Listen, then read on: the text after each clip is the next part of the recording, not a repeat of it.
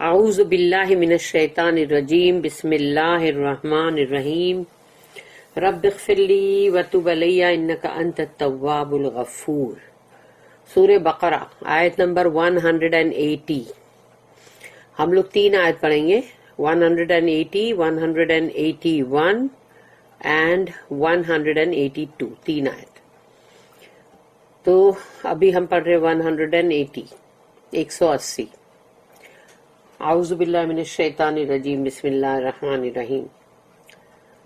کتب علیکم اذا حضر احدکم الموت ان ترک خیر الوصیۃ للوالدین والاقربین بالمعروف حقا علی المتقین، صدق اللہ العظیم۔ رب اشرح لی صدری ویسر لی امری واحلل عقدۃ من لسانی یفقہوا قولی۔ اللہم ارنا الحق حقا وارزقنا اتباعہ وارنا الباطل باطلا وارزقنا اجتنابہ، آمین۔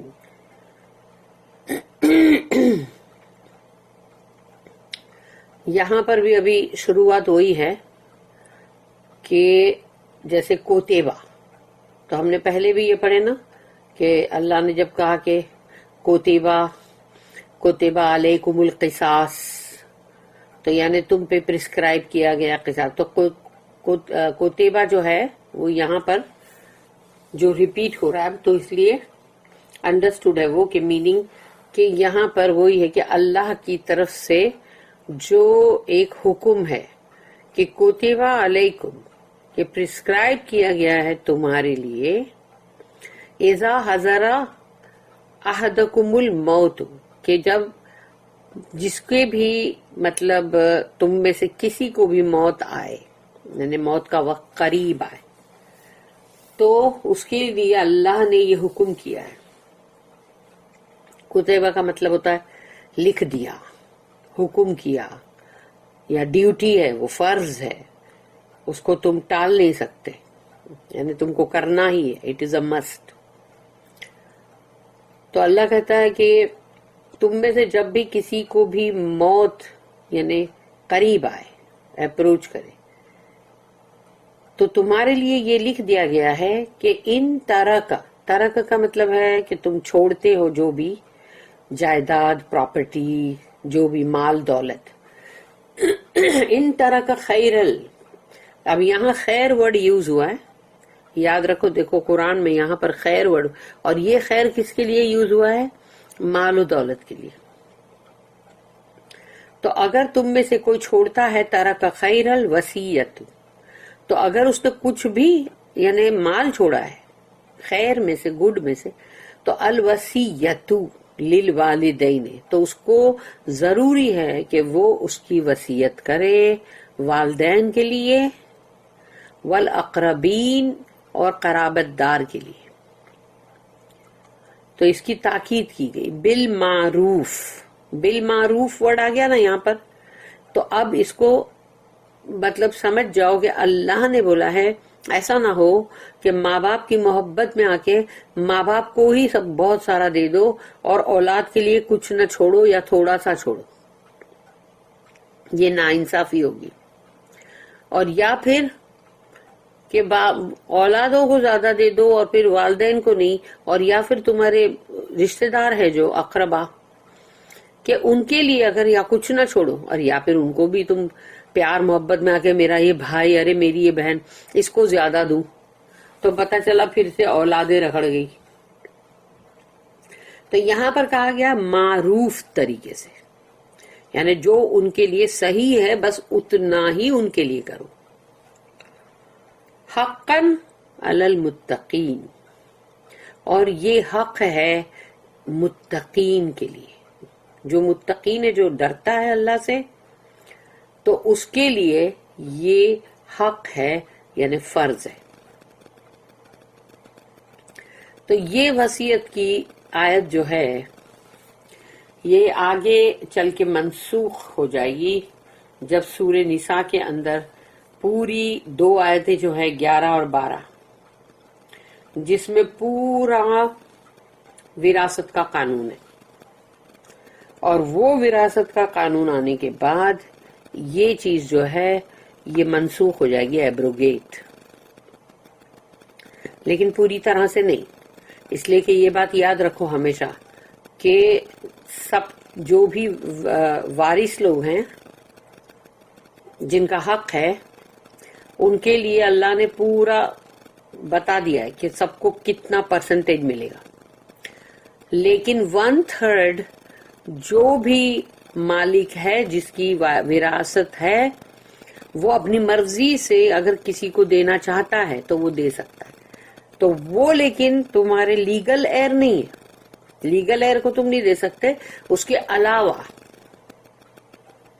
جیسے انسان کسی کی ٹیک کیئر کر رہا ہوتا ہے کہ ارے بھائی یہ ہے، یہ بے سہارا لوگ ہیں، میں ان کی ٹیک کیئر، تو ان کے لیے، یا پھر جیسے کہ مطلب اکثر ایسا ہوتا ہے کہ کبھی کبھی گرینڈ چلڈرن کا نہیں ہوتا نا وراثت میں، تو گرینڈ چلڈرن جو ہوتے ہیں، اور اگر تمہارے اپنے چلڈرن جو ہے، تمہارے اپنے بیٹا بیٹی ہے زندہ اور اس میں سے کوئی ایک آدھ نہیں ہے، تو اس کی اولاد کا پھر حصہ نہیں ہوتا.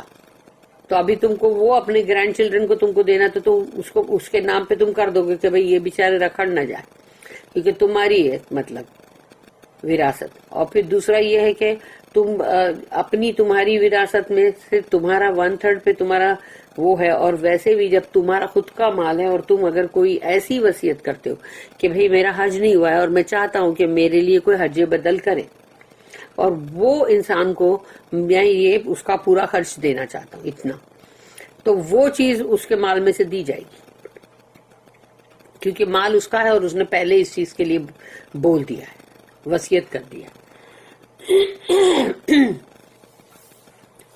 تو اس طرح سے مطلب بندے کو ہے. اور کبھی کوئی ایسی چیز اس نے کی ہے کہ پھر اس کو کسی کو کوئی چیز کے لیے دینا ہے، کرنا ہے، اور سمجھو کہ اس کے لیے اب مطلب قانون ہے نہیں، تو اب کیا ہوگا کہ جو بھی وراثت کے اصلی جو مطلب وارث لوگ ہیں، لیگل ایئرز، تو وہ پھر اپنی مرضی سے اس کی جو بھی مرضی ہے یا اس کی جو بھی خواہش ہے اس کو پورا کرنے کے لیے اپنے اپنے شیئر میں سے دیں گے.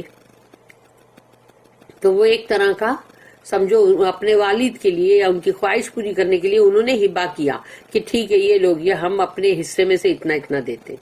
یعنی سوچ لو جو وراثت تمہاری حیاتی میں تمہاری تھی، تو تمہارے مرنے کے بعد وہ وراثت ان کی ہو جاتی ہے، جو تمہارے وارث ہیں، جو وارث دار، ان کی ہو جاتی ہے. اور اب تم کو اس میں سے کچھ چاہیے بھی تو ان کی مرضی سے ہوگا، اور اگر وہ ایگری نہیں کریں گے تو نہیں ہوگا. یہی وجہ ہے.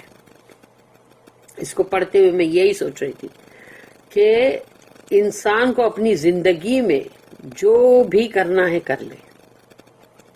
جب مرنے کے بعد اس کی وراثت اس کی ہے ہی نہیں، اور سوچو کہ ان سے رضامندی لینی پڑے گی تم کو کہ دیکھو پلیز یہ تمہارے باپ کی خواہش تھی تو اس کو پورا کرنے کے لیے تم کو یہ دینا پڑے گا، تو تم لوگ سب راضی ہو اس پہ؟ تو دو بولیں گے ہم راضی ہے، دو بولیں گے نہیں راضی ہے، تو نہیں ہوگا. اس لیے بہتر یہ ہے کہ اپنے ہاتھ سے جو بھی تم کو خیر کمانی ہے، اپنے جانے سے پہلے، اپنی موت سے پہلے جو بھی بھیجنا ہے بھیج دو اللہ کے عرش کے پاس، تاکہ وہاں کا اکاؤنٹ جو ہے وہ بھرا ہوا رہے. کوئی نہیں جانتا کہ اس کے مرنے کے بعد اسی کے مال کو لے کر اس کی اولاد اس کے لیے کیا کرے گی. تھوڑا سا کرے گی اور سوچے گی میں نے بہت کی، کیونکہ سب کے لیے وہ ہو جاتا اب یہ میرا مال میرا مال. تو سوچو یہ کتنی، یعنی اس بات پہ غور کرو اور اپنی زندگی میں، اپنی حیاتی میں جو خیر کما سکتے ہو کما لو، اس کے بعد وہ مال تمہارا ہے ہی نہیں.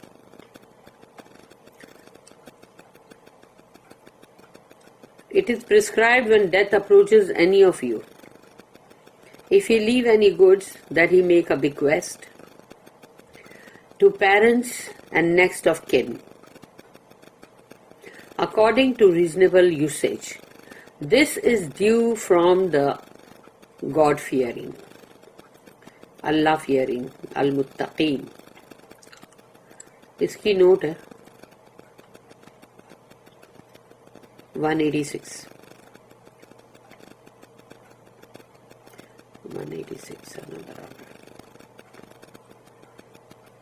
There are rules, of course, for the disposal of interstate property.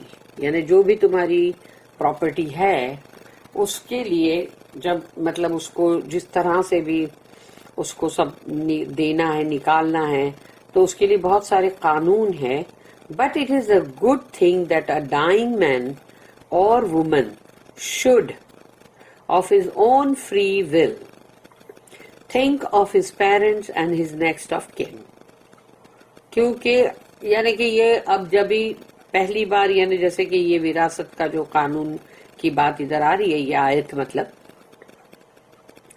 تو ماں باپ کے لیے اکثر کوئی سوچتا نہیں تھا اور کبھی ایسا ہوتا تھا کہ سمجھو کہ اگر باپ ہے اور وہ سمجھو مر جاتا ہے تو اس کے بیٹے جو ہے اگر اس کے سمجھو 4 بیویاں ہیں اور 1 بیوی کی اولادیں تھی خالی تو اب وہ جو اولادیں ہیں اس کا بڑا بیٹا یا جو بھی ہے سب وہ پورا رکھ لے گا.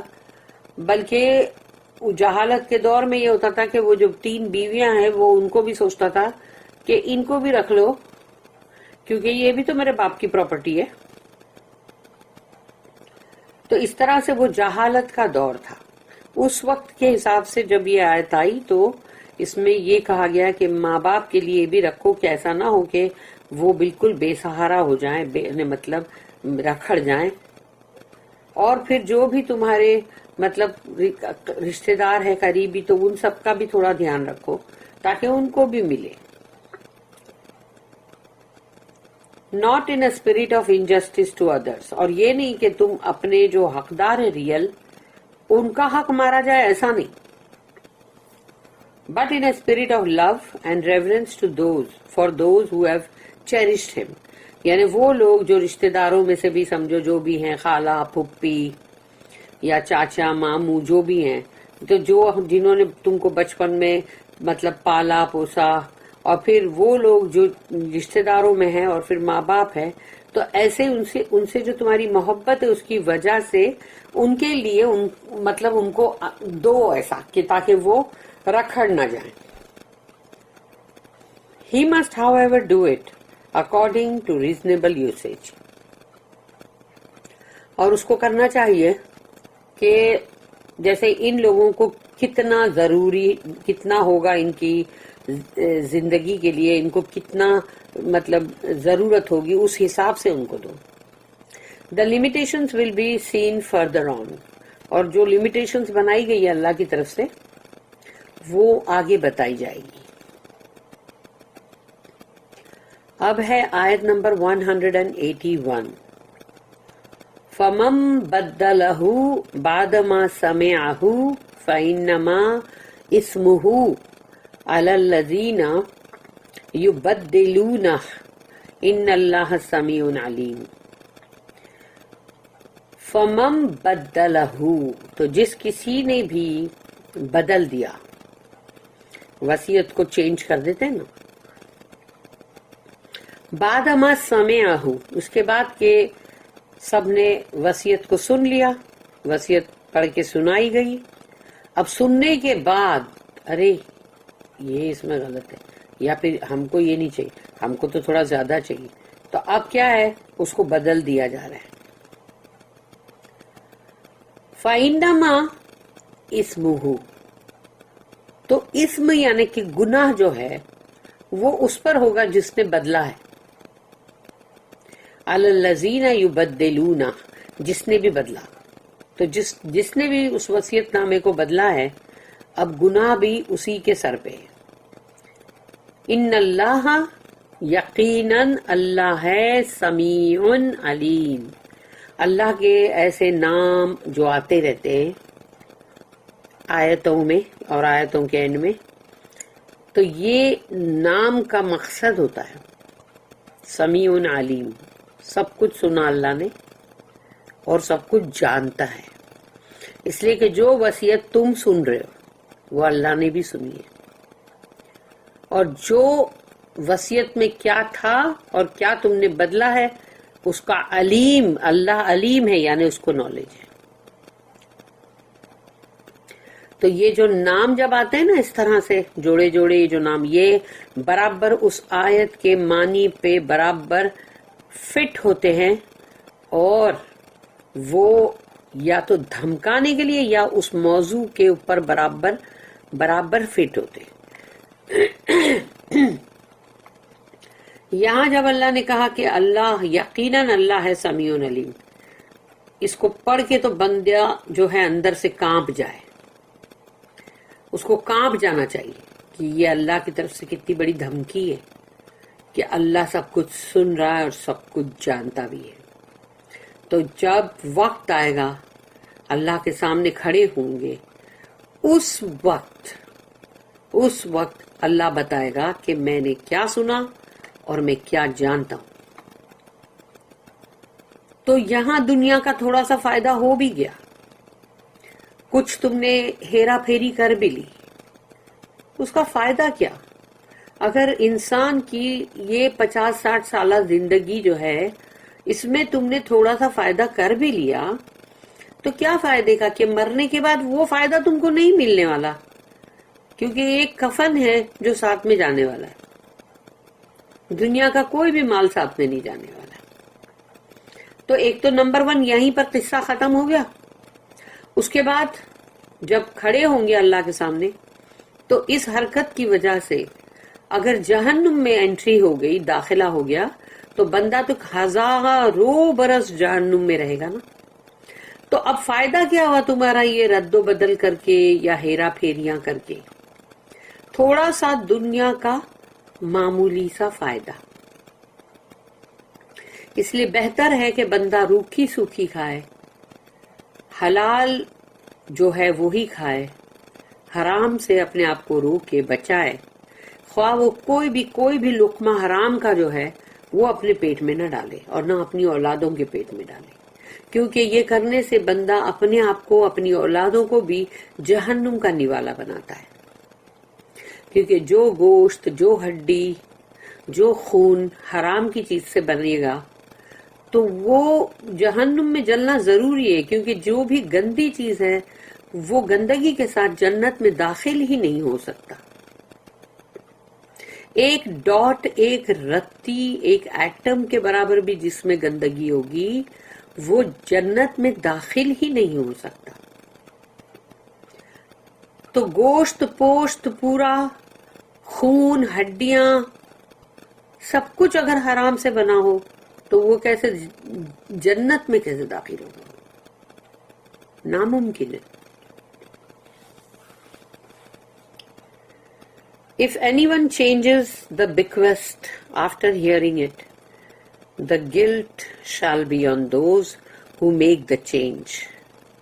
For Allah hears and knows all things. Ayat number 182. Surah Baqarah. فَمَنْ خَافَ مِن مُوصٍ جَنَفًا أَوْ إِثْمًا فَأَصْلَحَ بَيْنَهُمْ فَلَا إِثْمَ عَلَيْهِ إِنَّ اللَّهَ غَفُورٌ رَحِيمٌ۔ فَمَنْ خَافَ، تو جو کوئی بھی خوف، اس کو خوف آتا ہے، اس کو یہ بات کا خوف ہے، من موسن جنفن او اسمن، تو اگر کسی کو یہ خوف ہے کہ پارشلٹی ہوگی یا میرا حق مارا جائے گا یا فلانے کو زیادہ مل جائے گا، تو ایسا خوف، اور یا پھر کہ کوئی مطلب غلط حرکت یعنی گناہ، یعنی جو اسمن یعنی وہ یہ رانگ ڈوئنگ ہے، تو اگر وہ یا تو اس کو خوف ہے کہ غلط ہوگا کچھ، فَأَصْلَحَ بَيْنَهُمْ، تو وہ پھر آپس میں جو بھی وارث دار ہیں وہ مل کے پھر ایک اصلاح کریں، سب کی برابر رائے ہونی چاہیے، سب مل کے ایک ساتھ کرنا چاہیے. فَأَصْلَحَ بَيْنَهُمْ، کیونکہ اگر سمجھو کہ جو جس کی وہ وراثت تھی، جو مالک تھا، اگر اس کو سمجھو کہ کبھی کسی پہ غصہ ہے اور اگر وہ دوسرے کو بنا دیتا ہے، زیادہ دے دیتا ہے، تو اب اس نے پارشلٹی کیا ہے. تو اگر ایسی کوئی بات ہے تو پھر اصلاح کرو آپس میں مل جل کے. فَأَصْلَحَ بَيْنَهُمْ فَلَا إِثْمَ عَلَيْهِ، تو اس میں کوئی گناہ کی بات نہیں. فَلَا إِثْمَ عَلَيْهِ یعنی اس میں کوئی گناہ نہیں ہے. ان اللہ غفور الرحیم. اب اللہ کا جو دو نام یہاں ہے وہ اس لیے ہے کہ جب تم یہ کرو گے اور صحیح طریقے سے کرو گے، برابر کر رہے ہو، تو اللہ غفور الرحیم ہے، معاف کر دے گا تم کو. کیونکہ ایسا کرنا مطلب غلط ہے، یہ مطلب اس کو تم چینج نہیں کر سکتے. لیکن اگر تم کو کرنا پڑ جائے کہ بھئی یہاں پارشلٹی ہوئی ہے یا کچھ غلط ہوا ہے اس کی وجہ سے، تو اس کی وجہ سے اگر تم کر رہے ہو تو سب مل کے، سب ایک پارٹی پوری بیٹھے گی اس کے ساتھ، تب جا کے یہ تم فیصلہ کرو گے. تو اس میں اللہ نے کہا کہ اللہ غفور الرحیم میں معاف کرے گا. But if anyone fears partiality or wrongdoing on the part of the testator and brings about a settlement among the parties concerned, there is no wrong in him. For Allah is oft forgiving, most merciful. اس کی note بہت بڑی ہے. 187. A verbal will is allowed, but it is expected that the testator will be just to his heirs and not depart from what is considered equitable. اگر زبانی بھی بندہ وصیت کرتا ہے تو پھر اس کو چاہیے کہ وہ اپنے تمام جو بھی اس کے وارثدار ہیں ان کے ساتھ بالکل عدل اور انصاف کا معاملہ کرے، اور جو بھی چیز جس کے لیے سب کا جس میں حق ہے اگر تو برابر سب کے ساتھ اس کو برابر سے وہ اس کو سب کو دے، اور ایسا نہ ہو کہ کوئی چیز کو وہ چھوڑ دے. For this reason, definite shares were laid down for heirs later in Quran, سورہ نساء، سورہ نمبر 4 آیت نمبر 11. اور یہی وجہ ہے کہ اللہ کی طرف سے جو بالکل طے شدہ مطلب سب کے جو حقوق ہیں، شیئرز، وہ اللہ نے تمام جتنے بھی وارثدار ہیں، خواہ وہ بیٹا ہو یا بیٹی ہو، ان سب کے لیے فکسڈ شیئر جو ہے وہ اللہ نے، ڈیفینٹ شیئر جو ہے وہ اس آیت میں اللہ نے بتا دیا ہے. سورہ نساء آیت نمبر 11 and 12. صرف یہ دو آیتوں کے اوپر بہت بڑے بڑے وراثت کے قانون کے والیومز لکھے گئے. اللہ کا تو ٹیلی گرافک میسج ہے نا، لیکن اس کی ڈیٹیل کرتے ہوئے، ایلابوریٹ کرتے ہوئے والیومز لکھے گئے. These definite or limit the testamentary power. اب جو بھی مطلب جس کی جائیداد ہے، جو اس کا مالک ہے، تو اب اس کا وہ پاور نہیں رہتا، کیونکہ اب اس کے پاور پہ لمیٹیشن آ گئی، کیونکہ اب اللہ کے مطابق ہر چیز بٹے گی، نہ کہ جس کا وہ مال ہے یا جو اس کا مالک ہے اس کے مطابق نہیں. These definite or limit the testamentary power but do not abrogate it. یعنی کہ یہ پورا کے پورا ختم نہیں ہو جائے گا، منسوخ نہیں ہو جائے گا پورا. آف کورس کچھ ابھی، کیونکہ جب سورہ نساء کے اندر پوری کی پوری ایک دم طے شدہ پوری آیت ہے کہ سب کے فکسڈ شیئرز ہیں، اندر اللہ نے بتا دیا کس کا کتنا ہے، بیٹے کا کتنا، بیٹی کا کتنا، مائیں ہیں تو کتنا، باپ ہے تو کتنا، تو وہ تمام چیزیں اس کے اندر آ گئی ہے. لیکن اس سے یہ نہیں ہے کہ یہ پورا کے پورا ایبروگیٹ ہو گیا، منسوخ ہو گیا، کیونکہ 1/3 پھر بھی ہے نا، 2/3 ہے نا جو ایسا بٹے گا. فار ایگزامپل، اب اس میں جو مثال دی گئی ہے، amongst kin there are persons, example an orphan grandson in the presence of surviving sons، یعنی کہ جو زندہ بیٹے ہیں، سمجھو کسی کے 6 بیٹے، ایک بیٹا گزر گیا تو اب اس کے تو بچے ہیں اور وہ ہے گرینڈ سنس، اور باقی کے 5 بیٹے جو ہے وہ زندہ ہیں، تو وہ 5 بیٹے ہیں اور گرینڈ سن کا اب کوئی شیئر نہیں ہوتا. who would not inherit under the intestate scheme، اب یہ گرینڈ سن جو ہے جو بھی، اس کا تو کوئی اندر شیئر نہیں ہے. and the testator might like to provide for them، لیکن اب اس کو چاہیے کہ جو بھی مالک ہے، مطلب اس کو چاہیے کہ بھئی میرا یہ جو ہے بچے، ان کے لیے بھی مجھے دینا ہے. again there may be outsiders for whom he may wish to provide، اور کچھ ایسے لوگ ہوں گے باہر کے جن کو کہ وہ کبھی دیکھ بھال کر رہا ہو یا ان کا کوئی خرچہ پانی باندھا ہو، تو وہ جو ہے سوچے گا یہ میرے بات کہیں رکھڑ نہ جائے تو میں ان کے لیے بھی کچھ بندوبست کروں. And jurists have held that he has powers of disposition up to 1/3 of his property، تو 1/3 اس کی پراپرٹی کا جو شیئر ہے وہ اس میں سے خود اپنی مرضی سے کر سکتا ہے.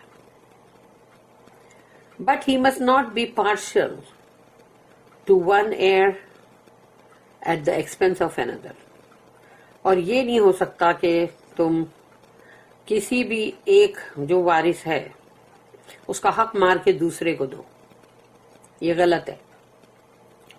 اور attempt to defeat lawful creditors، اور یا پھر تم جو حقدار لوگ ہیں ان کا حق ہی مار دو، یہ بول کر کے تمہارا حق نہیں ہے، تو اب یہ بھی ہے جو گناہ بن جائے گا. If he tries to do this، those who are witnesses to his oral disposition may interfere in 2 ways، اور اگر کوئی بندہ جو اپنی وراثت کو اس طرح سے بانٹنا چاہ رہا ہے یا ایسے پارشلٹی کرنا چاہ رہا ہے، تو جب 2 گواہ جو بھی بیٹھتے ہیں تو وہ ان کو حق ہے کہ وہ بیچ میں انٹرفیئر کریں، مداخلہ کریں، اور 2 طریقے سے. One way would be to persuade the testator to change his bequest before he dies، ایک طریقہ یہ ہے کہ جس میں اس کو یہ بولا جائے یہ غلط ہے، تم یہ غلط کر رہے ہو، اس لیے تم اپنی وصیت کو صحیح کرو، بدل دو اس سے پہلے کہ تم مطلب تمہاری موت ہو جائے. The other way would be، اور دوسرا طریقہ یہ ہے کہ after death، اگر وہ بندہ مر ہی گیا اور نہیں کر سکے تو اب دوسرا طریقہ یہ ہے to get the interested parties together and ask them to agree to a more equitable arrangement، اور تمام جتنے بھی وارث ہیں ان سب کو جمع کریں اور سب مل کے اس کو برابر صحیح طریقے سے جیسے بانٹنا چاہیے، جیسے تقسیم کرنا چاہیے ویسا کریں، اور پھر اس کے اوپر سب راضی بھی ہوں. In such a case they are acting in good faith، کیونکہ اگر وہ ایسا کر رہے ہیں ایمانداری کے ساتھ تو پھر صحیح ہے ان کا ایمان، مطلب and there is no fraud، اور اس میں کوئی بے ایمانی اور چیٹنگ نہیں ہے. They are doing nothing wrong، اس میں وہ غلط کچھ بھی نہیں کر رہے کیونکہ سب مل جل کے فیصلہ کر رہے ہیں.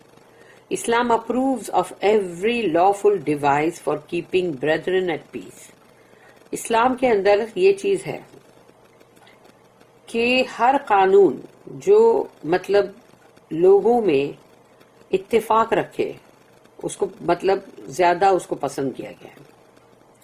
وداؤٹ litigation and quarrels، کہ اس کے اندر کوئی مطلب حق مارنا یا جھگڑے یہ سب نہیں ہونا چاہیے.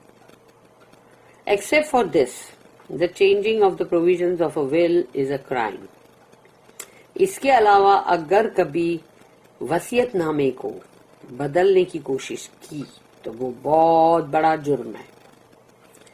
As it is under all law, اور وہ ہر قانون کے اندر ہے، ناٹ جسٹ اسلامک، ہر قانون میں.